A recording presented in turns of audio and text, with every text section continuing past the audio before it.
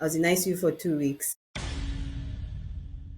Yeah. So yeah, I'd gone into like very serious decay, like a diabetic ketoacidotic stage. Yeah. That told me that now you have type 1 diabetes. So I was 18 at the time. He told me it's unlikely you will live to 30. And Wow. then, yeah, it must be your fault. You know, when they say, Mm. no, you can cure it, you Mm. just, then people will give me diet advice. Well, and these are people who don't have type 1 diabetes.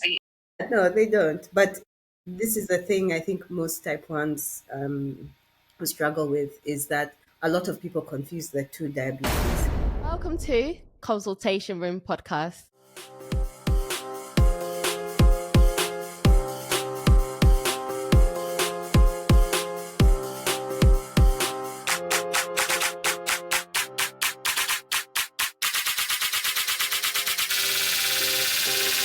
Welcome back. Now, if you've been with us in season 1, the guest we have today is not a stranger. She has been on Consultation Room Podcast as a doctor discussing seasonal affective disorder, but today she's joining us as a patient. So welcome to the podcast, Dr. Gadhoni. Thank you. Thank you, guys.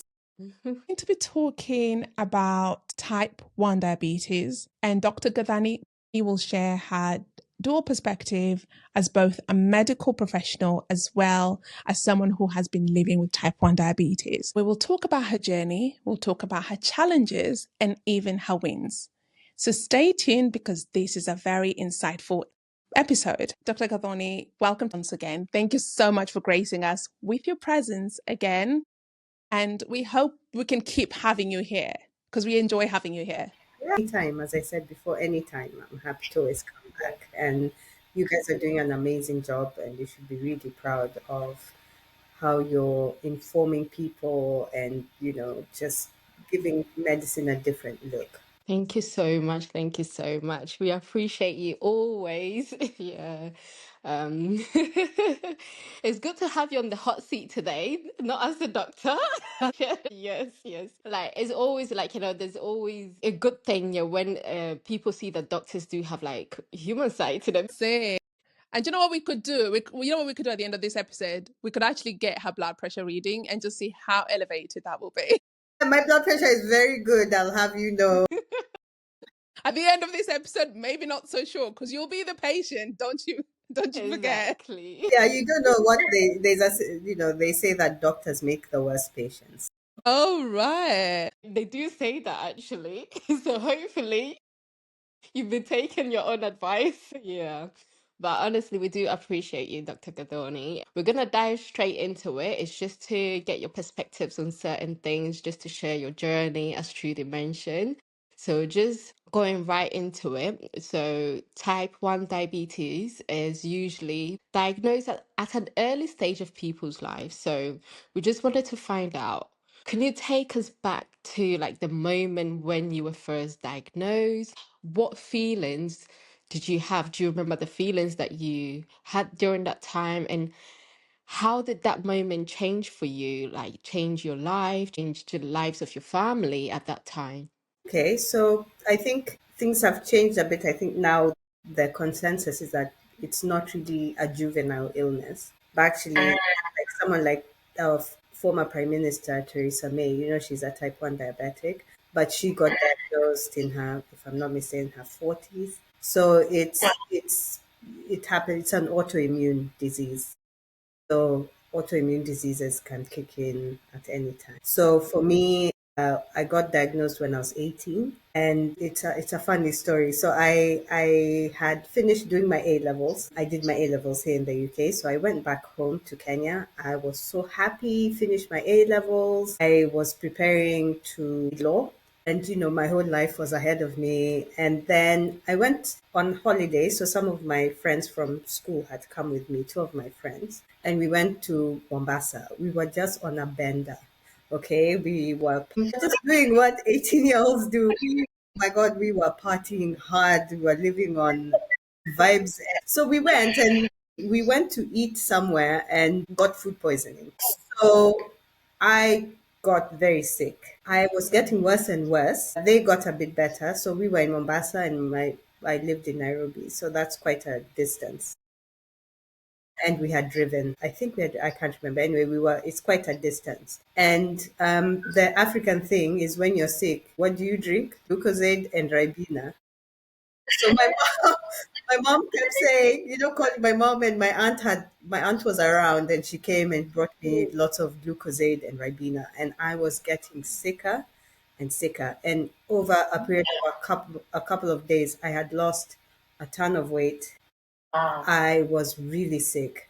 I just wasn't getting better. Then, so everyone was very concerned because I'd lost a lot of weight, and then I had this bad rash on my back with it was white, like a fungal infection. And I got boils under my armpits and on my thighs. I was a mess. So my friends booked a airline ticket because I couldn't survive a drive. And it's a 45-minute flight. By this time, I had to be put in a wheelchair because I could not even walk. I was so well, just from the food poisoning.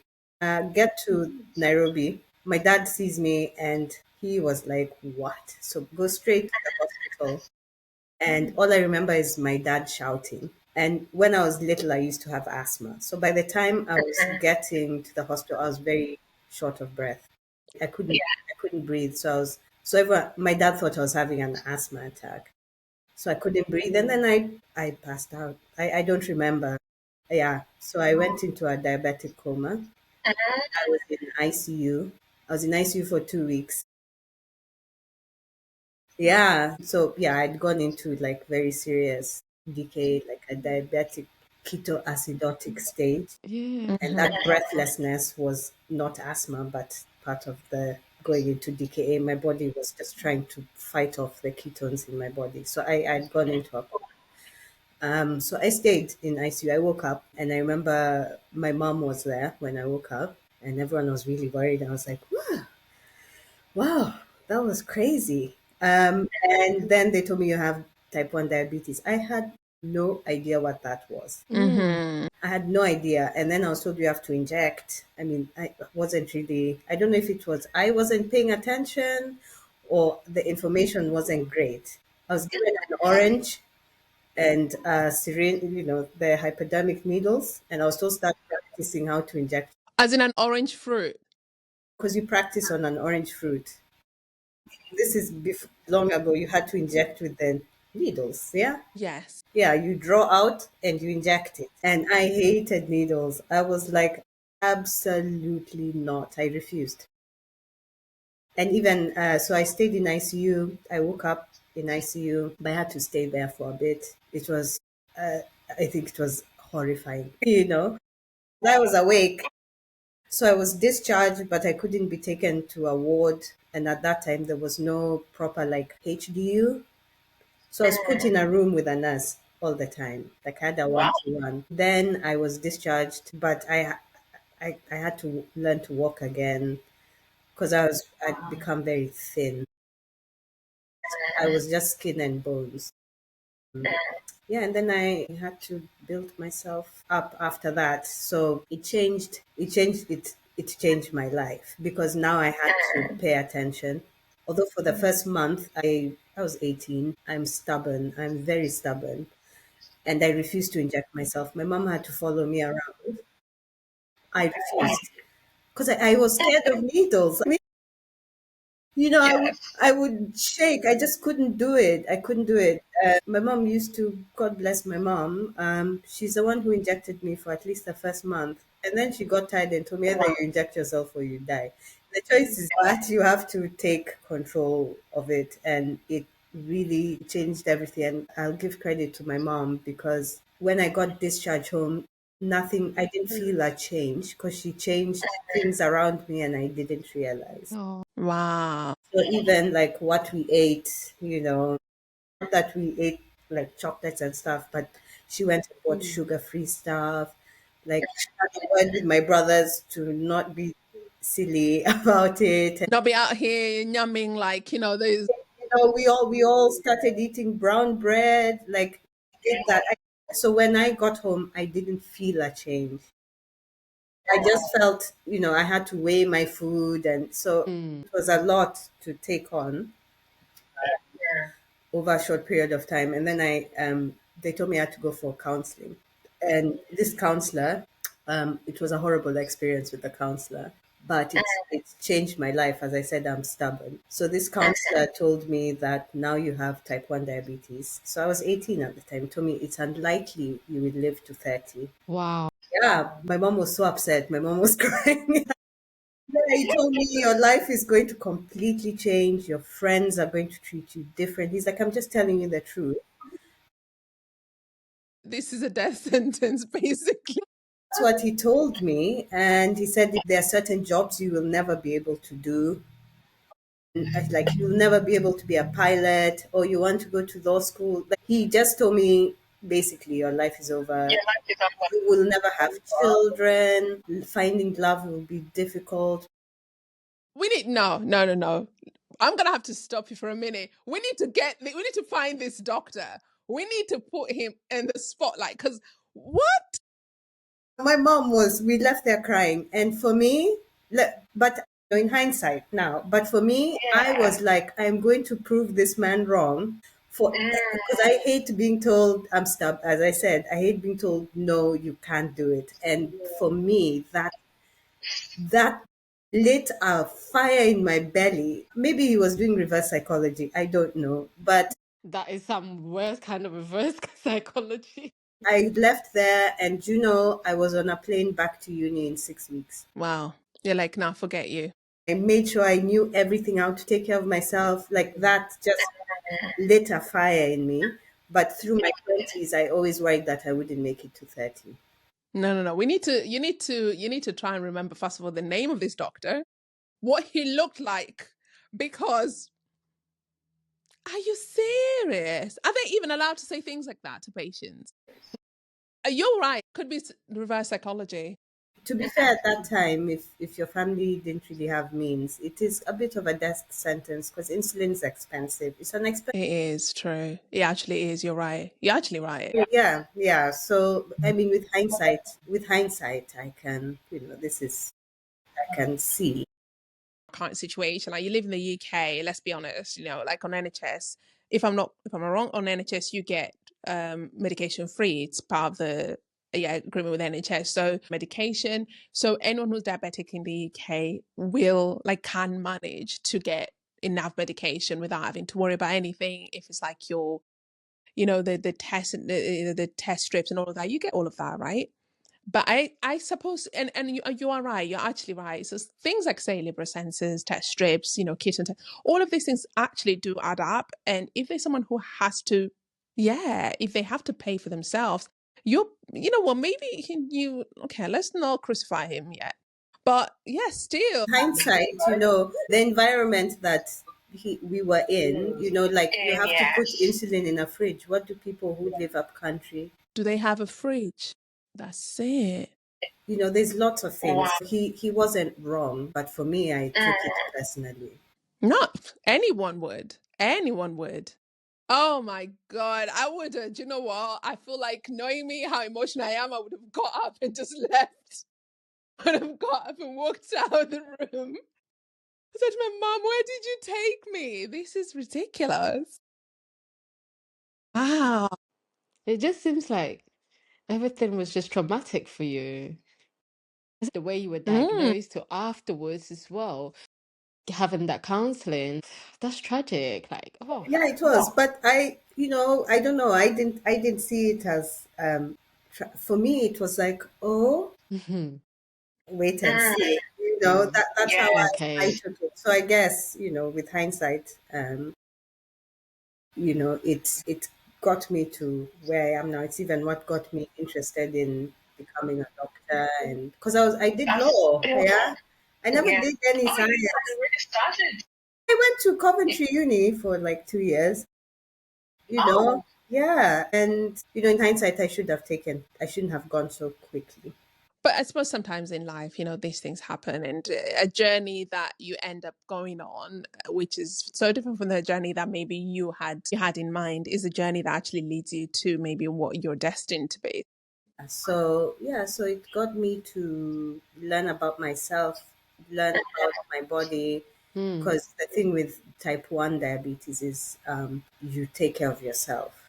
like the cornerstone is you can be given advice, but ultimately, out of your care, you do on your own. You measure your blood sugar and you act according to what you see. You medicate yourself, you titrate your own medication. You have to do it yourself. So you have to take the time to learn science and all these things. So And understand what type 1 diabetes is, isn't it, essentially? Well, speaking of, I mean, you have said that you have to take care of yourself. So, what does managing type 1 diabetes look like for you now on a daily basis? And has technology, if any, helped or challenged this? insulin was thick. It was a bit painful. And then, so from the needles came the pens. Yeah. The pens, those were good because you just do the diet. You don't have to draw out. Then came the pens. Those were a bit better. And then at that time, we only had sort of these mixed insulins. And the thing with those mixed insulins, when you inject it, what you say you're going to do that day, you have to do, right? Because it was that mixed at 70/30, 70% basal, 30% bolus, You inject it once a day, and that is to carry you for your whole day. So you had to think, you had to plan what you're going to eat. You have to be, so I would say sort of diabetes has made me a little bit OCD.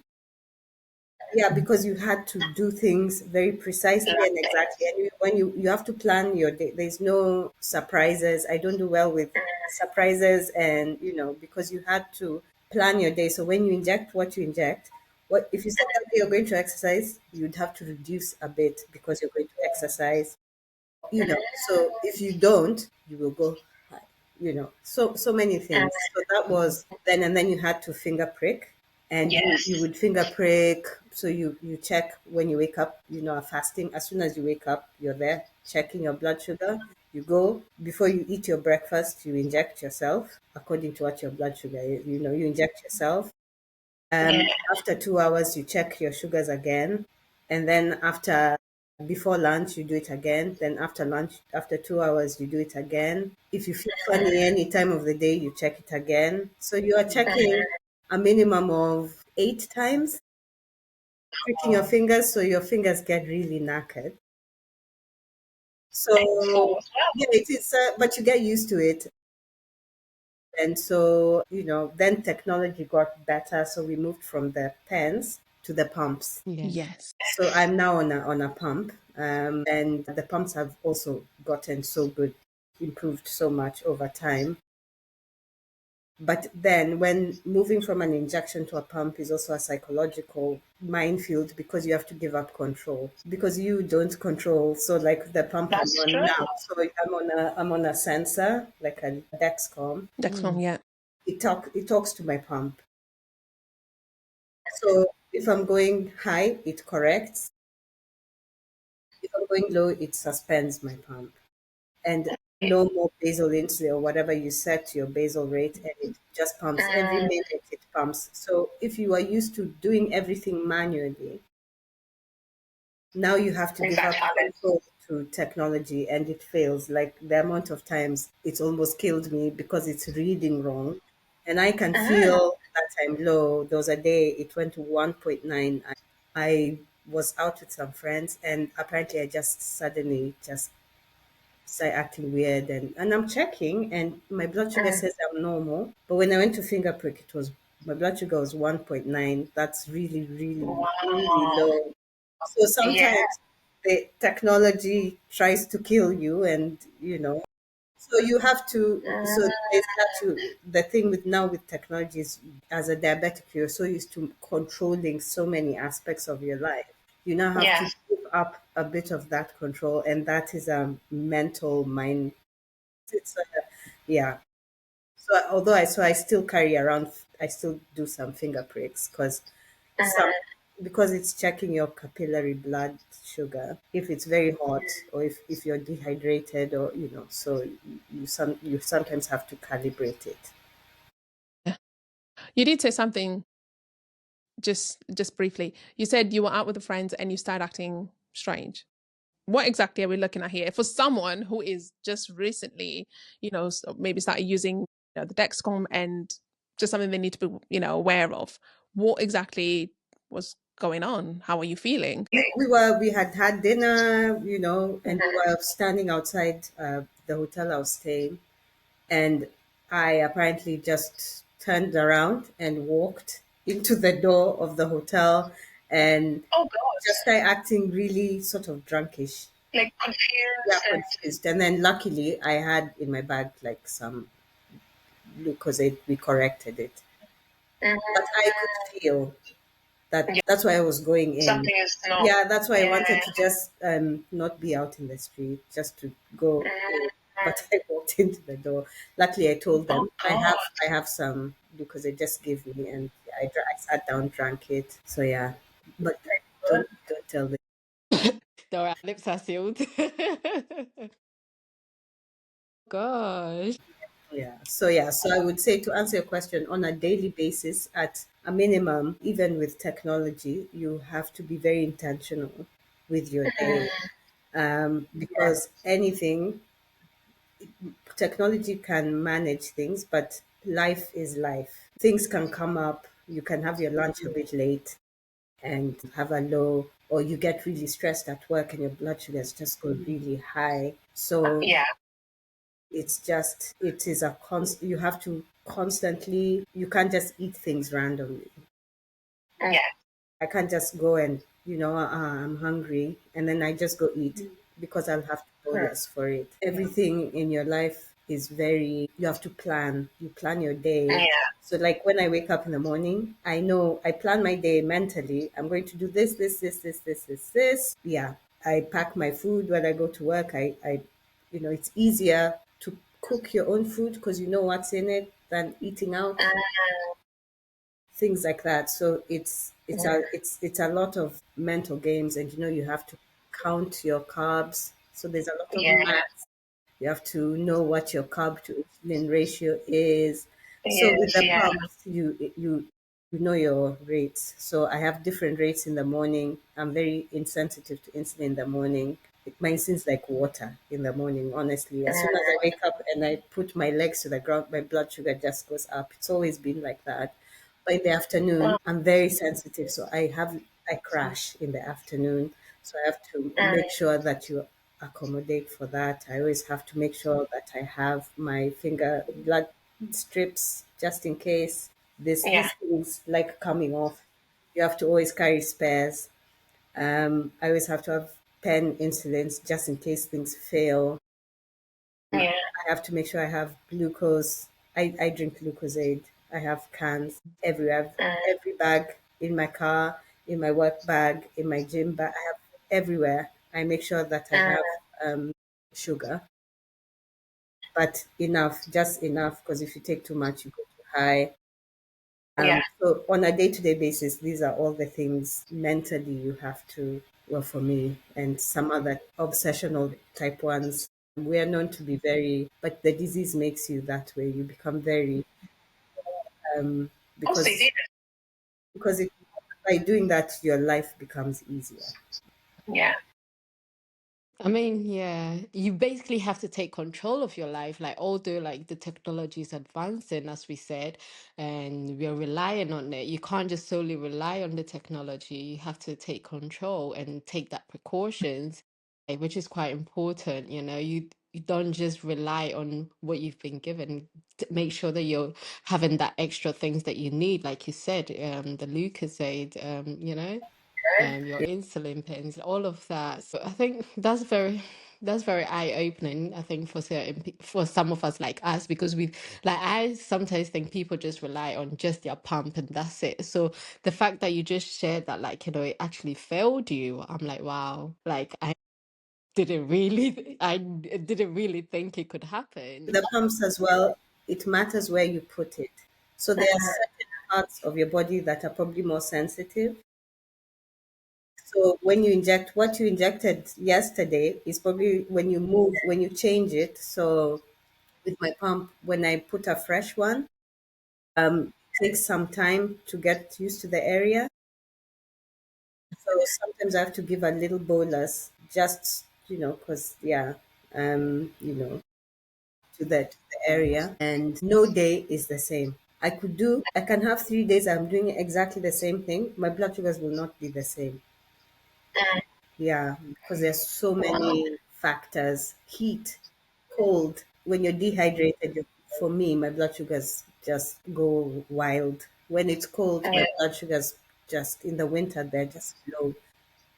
Because you're burning more, you're shivering. Yeah, so yeah, yeah. No 2 days are ever the same. Same. Okay. So I think I'm one of these people. I've made a lot of like assumptions and like you've really opened my eyes. So thank you for that. What's something about living with like type 1 diabetes that people really don't understand, or like any awkward moments that you've had to deal with? We can be here all day. So the first one, the amount of people who tell me, "Oh, you're diabetic, but you're so young," or "Oh, you're diabetic, but you're not fat," "Oh, you're diabetic, did you eat too many sweets when you were little?" Um, the pity. A lot the most thing I get is pity, and then it must be your fault. When they say, Mm. you can cure it. Hmm. You just then people will give me diet advice. Well, and these are people who don't have type 1 diabetes. No, they don't. But this is the thing I think most type ones struggle with is that a lot of people confuse the two diabetes because they're actually two very different illnesses. One, not to get clinical, but one is an autoimmune disorder, which just basically means, so for me, in my case, I had a viral infection, which triggered my autoimmune response, which destroyed the beta cells in my pancreas. So I don't make any insulin at all. I don't have the capacity to make. Whereas type 2 is a metabolic illness where you make it. There's nothing wrong with the making. It's just your body is unable to use it. And that's why you can reverse it. So a lot of people are like, but you've had it for over 25 years and you've never been able to reverse it. My auntie reversed it. Or other people say, oh, no, my granny died of it. Or my uncle's foot got cut off because of it. Take care of your legs, stuff like that. So daily. This is daily. But I'm just like, yeah, yeah, yeah, yeah, sure. Awkward moments of living with type 1, because most of us are young. When getting into relationships and intimacy is an interesting place. Okay. Yeah, and especially now with the technology, before you could be invisible. Yeah, discreetly, just do your thing. Yes, now my pump is wireless, it's tubeless. So that's fine. But when you're on a wired pump, if you want to be intimate with someone, you have to untether. And if you imagine the pump that had a wire, when you sleep, you tie a belt around your waist and you put your pump in your little belty. It's not, it's a real passion killer. Yes. Like, babe, let me just take this out. Give me 2 minutes. It takes away all the spontaneity because you have to be like, wait, you untether, put it on the side, and you can be untethered for like an hour, you know, with the sensors. If because intimacy, having sex is activity, you can go hypo. Yeah, so with these sensors, you're enjoying, then it's a really annoying alarm. You're just going, real passion killers. So that can be really embarrassing, and it can be really, if you're meeting someone new, if you're dating. I'm married now. We've been together for more than 10 years, so that's fine. But can you imagine if you're dating, you're out there out in the streets dating, and you have to explain all these things to Yeah. someone? It can be a bit. When you're on a date, like literally when you're on a date and some of these things will happen, and you have to let's be honest, like you don't want to have to explain everything about yourself to a stranger straight away. So it's like, do you just forfeit this day and just be like, let's like it's not meant to be, or do you now try and explain to them, not knowing if you'll be talking to them 10 minutes from then, and it's just I mean, yeah, I've been quite lucky. I've been with a lot of people who've been quite understanding, but it is a real passion killer. So that can be, especially when you're young, it can be really awkward. And it can be really, it can mess with your head a little bit. and your confidence even. Yeah, yeah. And then other things like when you wear a dress with the pumps, that where do you put it? So some people hook it in the back of the bra. Why would you get a thigh you get a thigh strap and you hook it on your thigh? Like, yeah, you have to think about all of this. You have to think, yeah, so you have to think about what you're going to wear. So I know some type ones that I know on their wedding. This was a disaster because you want your perfect wedding dress, but where are you gonna put your pump? So a lot of them had to make a secret pocket. But then because you need to take it out to pump yourself, right? You need, so even if you hook it on your bra, you have to go to the bathroom and hook it. If you put it on your thigh, you have to go dig under your dress. So these can be really, even with technology, can be challenging. You know, your sensors. Where do you put your sensor so that, Hmm.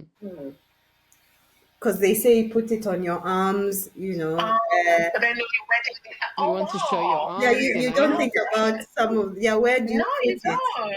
Yeah, so I know some people went back to injections just for like their wedding because they're like, there's no way I'm spoiling my pictures.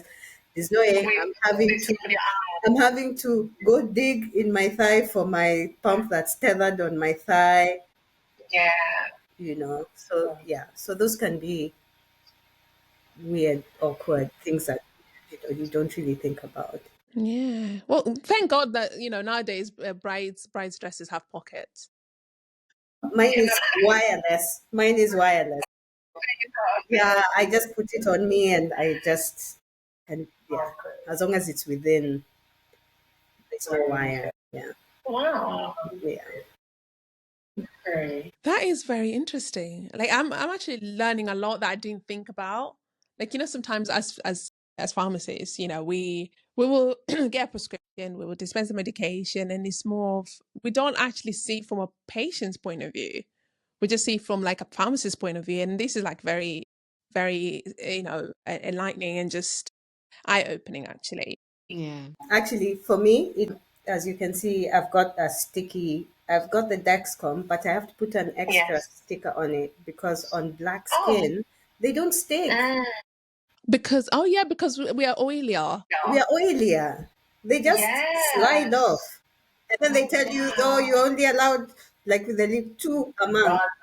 And you went, they don't stick. So I buy extra tape to stick them on so that they can stay for the 10 days. Otherwise they slide off. I have a friend who he doesn't even he's a white guy. He doesn't even use any tape. I was like, you mean you're just raw dogging life without any tape? He's never come off and he says he even struggles pulling them off. Pulling it. There's a video I've seen on TikTok. This lady's trying to do like take the daughter's Dexcom out, and she is struggling. She is struggling, and I'm like, Mine just even by day 10, it is itself is saying me I'm coming out. Yes, I have to go. I keep changing even the sticky every halfway through.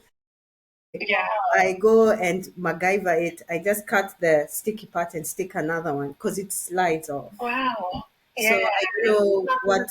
Yeah, I don't know what they need to do for black skin because maybe it just doesn't.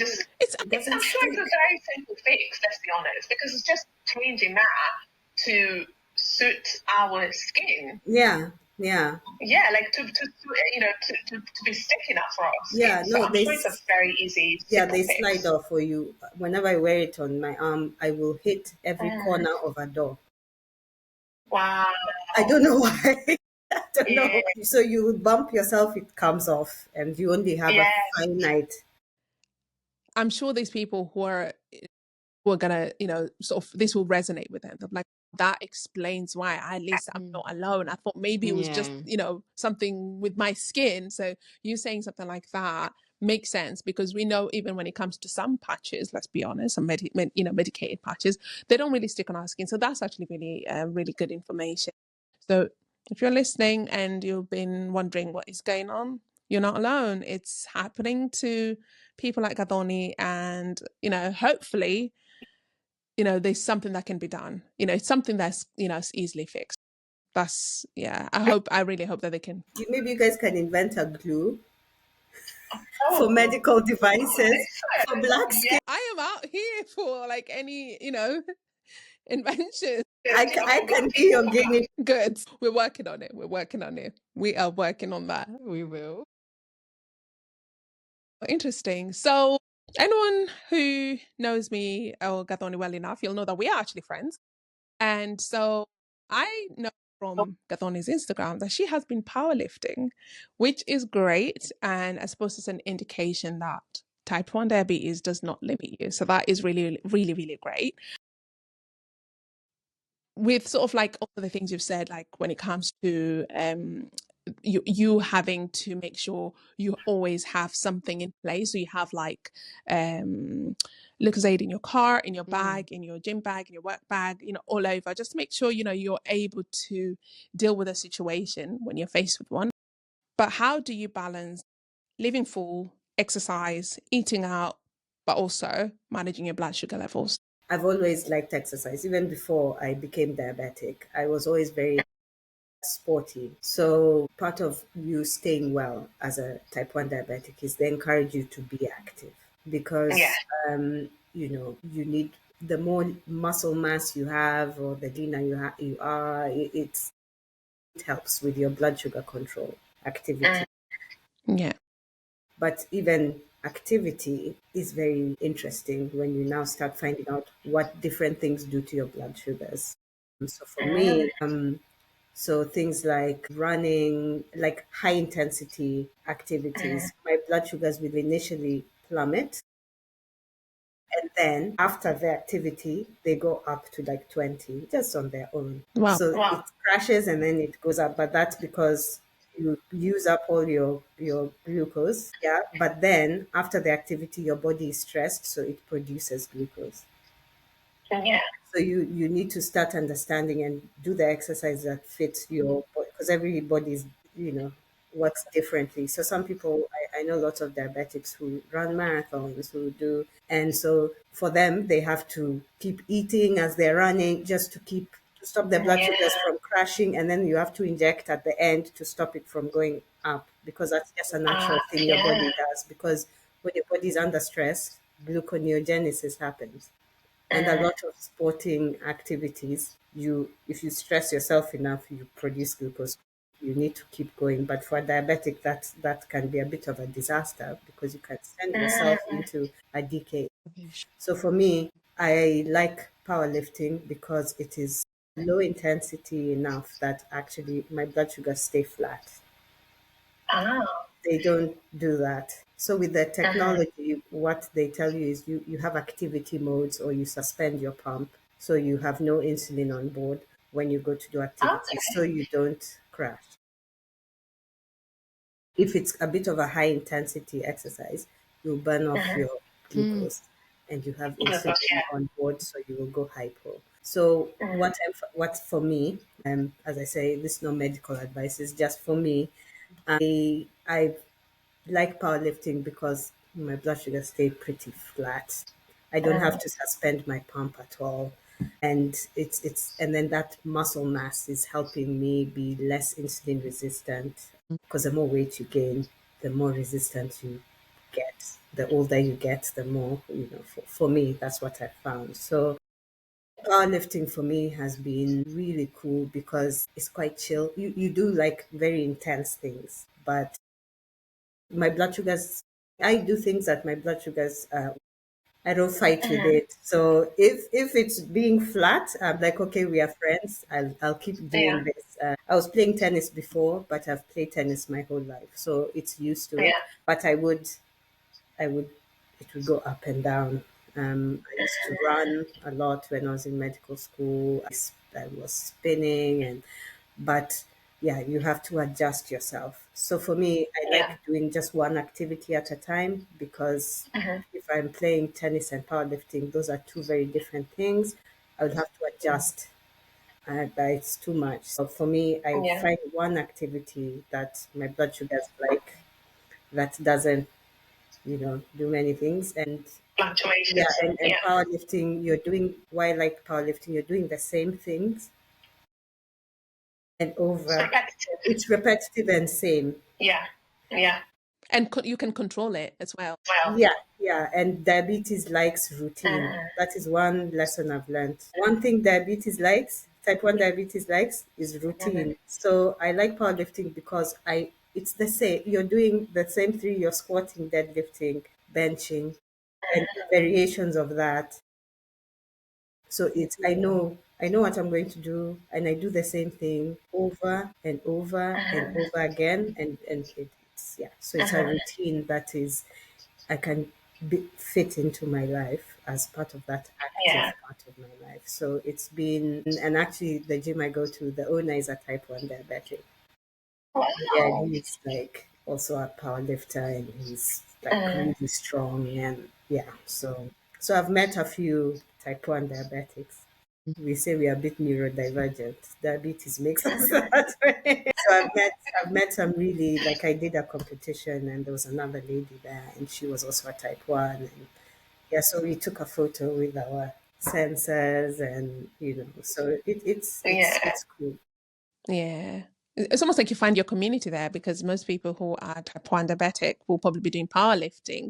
So you almost find a small community there, don't you? Yeah, no, not many. Everyone does different things. As I said, it just depends on what your body responds to. Like, there are type 1 diabetics who are professional athletes, which you wouldn't think, but there's a tennis player who's quite highly ranked. There's, so many. Those are great British rower, Sir something Redgrave, Mm.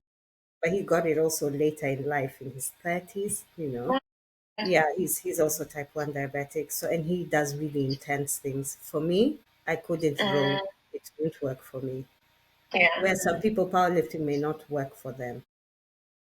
So it's, my message would be, yeah, know your body, know what it will respond to, and look at your numbers and what it's doing, and go with It's important. So first you understand the disease, understand your body, and then control whatever you're doing, like, and don't do, just because someone is lifting doesn't mean that you have to do the same. Just make sure that you understand yourself. Yeah, don't do what others are doing. That is really important. Yeah.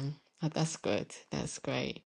Brilliant. Okay. I want to take you back a little bit. So, when you told us how you were first diagnosed, you said that instinct, I think after a couple of days, you lost a lot of weight. And I think that is typical of like type 1 diabetes, if people don't know. So, what are some of like the symptoms that you experience as a type 1 diabetic? What does like a bad day look like for you? I know you've said some of it already initially, but what does like a bad day look for you, and how do you manage it?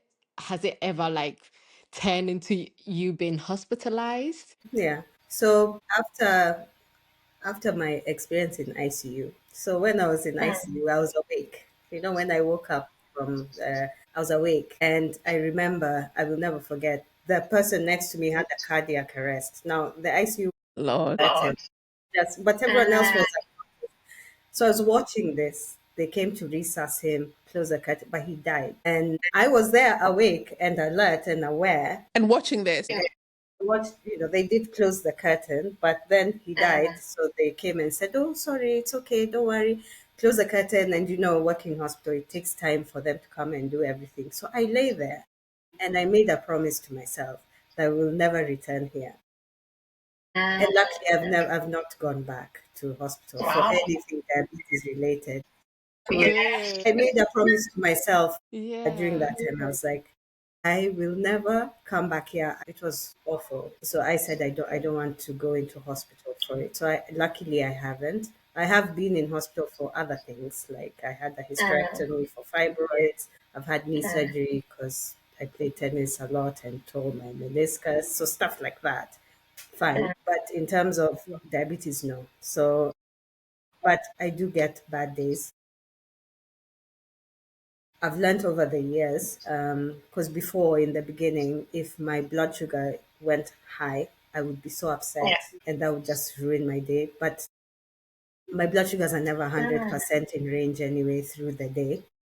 So it's learning to let go of. Yes. So, yes, they tell you to control it, but actually you can't. You can just try your best and do your best what you can do. Diabetes has its own mind. So, generally, for me these days, a bad day is when there's surprises. So, for example, we were in London 2 weeks ago, and we hadn't intended to do it, but we walked a lot. It ruined my day because my blood sugars just went. They were just. It was an impromptu walk, and it was an impromptu walk. We had gone out for lunch. We went out for dinner. So I was eating. It was just a day that I couldn't plan for. So my blood sugars were just going up, crashing, going up, crashing, going up. You have technology, so you can prepare. So, but it was really annoying and exhausting because I think I drank like 4 Lucozades. I was full. It's very gassy. Yeah. Yeah. So I just was spending my day correcting because it's not something that I had. So those are the things that when things happen that I wasn't prepared for, those now make my blood sugars go all wonky. And then being that I'm stubborn and controlling, it annoys me to no end. And so I get annoyed at myself because I could have done better and planned. Yeah, so it's not so much the physical things, it's the psychological torment that you put yourself through. A bad day is always going to the doctors to get your HbA1c. I haven't, till date, I've never met a type 1 diabetic who was happy with their HbA1c. Yeah, so I mean, mine's all right. The last one I did was 54. Yeah, the one before that was 50. So that's not good enough. I want it to be near normal. No, I don't know what it is. I mean, and the nurse will be there telling me, it's good, it's good. And I'm Good. so pissed. I'm so pissed. Yeah. And I'm so annoyed. And I'm like, no, I don't know what it is. I'm here to meet all the other type ones that I know. We get really, I don't know, because your HbA1c, we've talked about it's like a judgment on you and how you're doing it. And I think one thing that as healthcare professionals we're guilty of is we judge. So you go and I mean, although I've been told, yeah, 55 is not good. You can, it's sometimes the messaging from healthcare professionals makes you feel bad because they tell you don't have good control or you could do better or this is not good enough and you beat yourself up about it because you do this on your own. So hospital appointments, my team are really good. They never say negative things, but I've had in the past, like, just the language that is used. You always leave feeling awful. But right now my team is generally very good and they're very positive and they're nice and they're like, well done, this is really good, nothing to worry about. But I beat myself up after. Do you know what? That push is actually good though. I feel like you're almost not, and I think maybe this is also what pushed you to, you know, not accept what the other doctor said. Do you know what I mean? I think being stubborn sometimes helps in life because it's almost like you want to do better. So it's not such a bad thing. But again, don't be too hard on yourself because you're doing good. Yeah, so the challenging things about diabetes is the psychological toll. Physically, your body compensates and it gets used to it, but the psychological toll can really take it's a lot to deal with. on a day to day, and there's a lot of self judgment, self critique. Yeah, yeah. Wow. Well, also, I'm going to take you back to something that you mentioned earlier. So, this doctor who told you, how many years was it? You're not going to live until until 30 or past 30. 30, yes, which you did. Or, your life, you're not going to have, you're not going to have any normal relationships. Your life is ruined, you know. And what you did is you proved him, I'm assuming it's a him, you proved him wrong. You proved him wrong. And also, you beat your fear of needles. So that is a Mm, very proud moment. And I think that is a win. yeah. But has there been any other wins or even any proud moments during this journey with type 1 diabetes that you've thought, you know what, I did that? Yeah, I will be really honest. My wife was reminding me now. When I turned 30, I felt, because that always sat in the back of my head what this man told me. When I turned 30, Mm, I can't explain what I felt, but I was like, I made it. I stopped being, because I was afraid.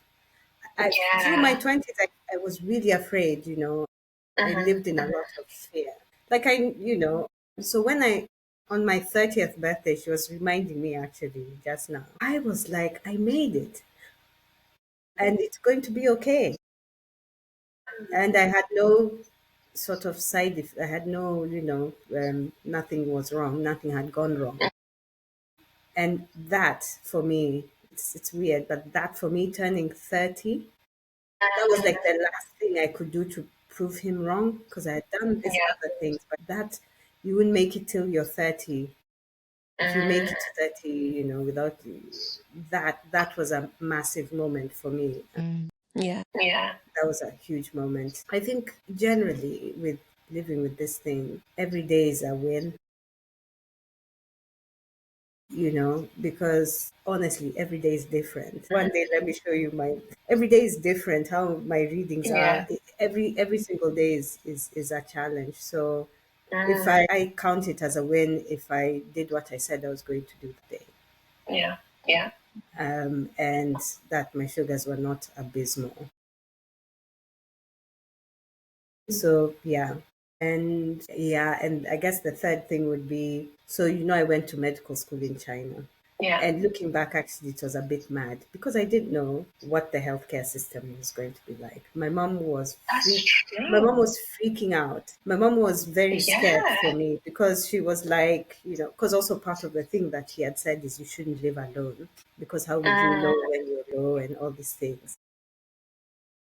Till today, my mom still has this thing of you shouldn't be by yourself, But I went to a foreign country that I couldn't speak the language, that I knew absolutely nothing about. I did not know where I was going to get my medications from. I didn't know. Mm. And luckily for me, when I got there, I went to find an endocrinologist and I found one. And till today, we are friends. So he sort of, him and his wife took me on, and because you had to buy your medicine there as well. So he told me, you know what? If you teach my daughter English, I'll give you insulin. Wow. wow. So I never paid for insulin. All I had to do was hang out with his small child. So, yeah, and teach her some English. Oh, that's brilliant. Actually, now she's like doing her master's. She's done law. Yeah, and we're still friends. And him and his wife sort of adopted me, and he did a lot of stuff for me. Basically, he would review me and not charge me any fee. Wow. So I was really lucky. Like we met and we got along. He was my mentor in med school, so I spent my summers shadowing him. He was convinced I was going to be an endocrinologist. He's very disappointed that I became a psychiatrist.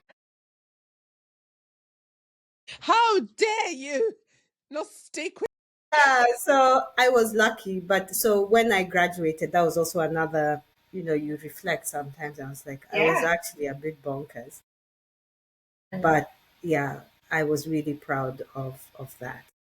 Yeah. Oh, that's fantastic. That's fantastic.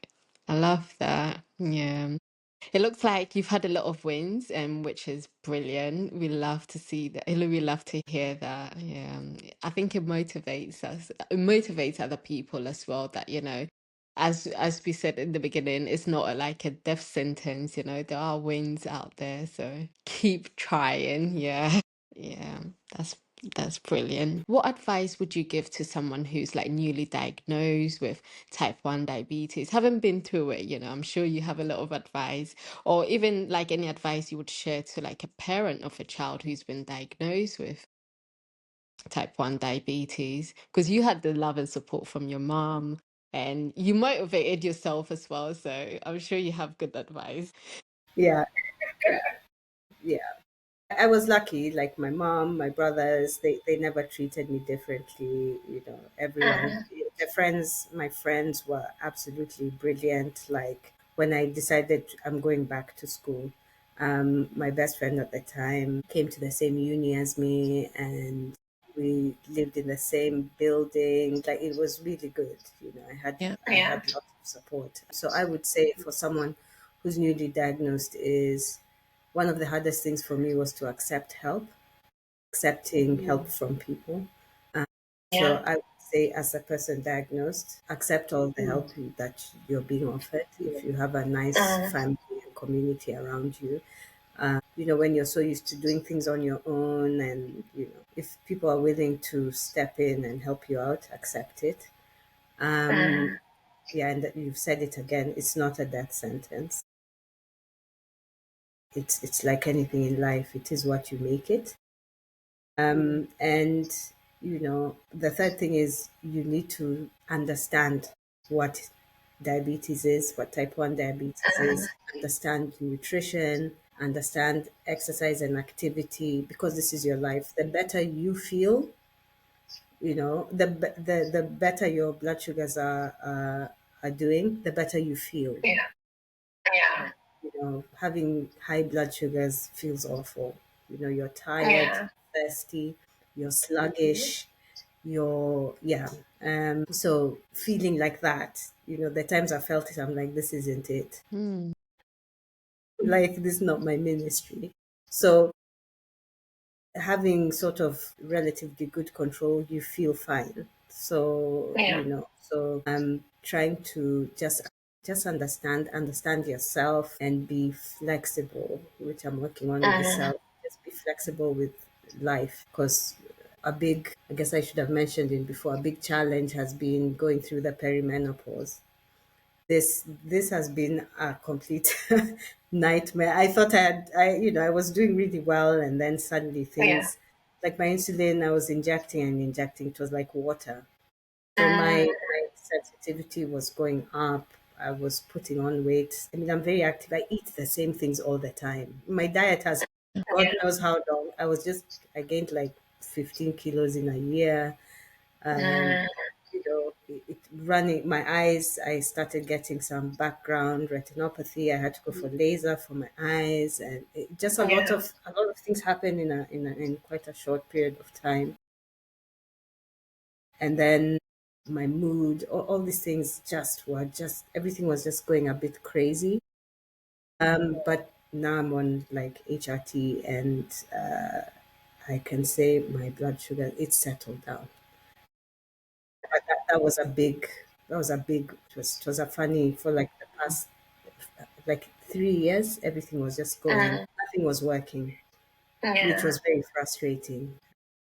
Yeah, so that was a big challenge. It's being able to, yes, know yourself and also be flexible to the ebbs and flows of life, because no one tells you about aging with type 1. A lot of it is focused on you being young, but as you're growing older, there are new challenges that come. Yeah, your body changes, so that was a big lesson for me, to learn to try and be a bit more flexible and know that things change. You're growing old, so things will be a bit different. So the stuff I could do 10 years ago, I probably wouldn't be able to do now. And just to be kind to yourself. No, I think the most important thing, and this should be a takeaway message for everyone, which is be kind to yourself, know your body when it Exactly. comes to type 1 diabetes, because there's no one rule for, one size fits all. There's no one rule for everyone. Everyone's journey is going to be so, so different. So I'm so, so glad that you've been able to give that information from your perspective as a doctor, but also from your perspective as a patient. So thank you so much for that. Yeah. Today you're not doctor, so thank you so much, Gathoni. Everything I've said today, I've said as a type 1 diabetic. Nothing that I've said today, please don't take it as medical advice. Please, that's a disclaimer. I love this. I love this. Thank you so much, Gathoni. We always, we actually enjoy talking to you because it's like just chatting as girls.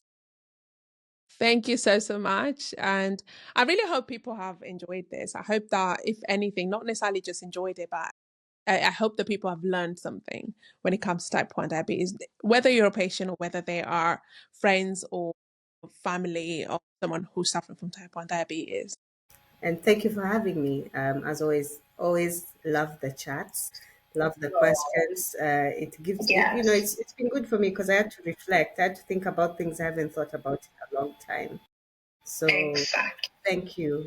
I can see, I can see from where I started to where I am now, and I'm kind of proud of myself. So Yeah, we're proud We're proud of you. of you, and we appreciate you like sharing your journey with us. I hope it resonates with other people as well, and they get to know that they're actually not alone. So thank you so much for sharing. Thank you for tuning in today. We hope you enjoyed this episode. Remember, a healthy chat is a step towards a healthy life. If you have any topics you'd like us to discuss, drop us an email at consultationroompod@gmail.com. Our Instagram is @consultationroompod. See you next week. Stay safe, stay healthy, and stay blessed.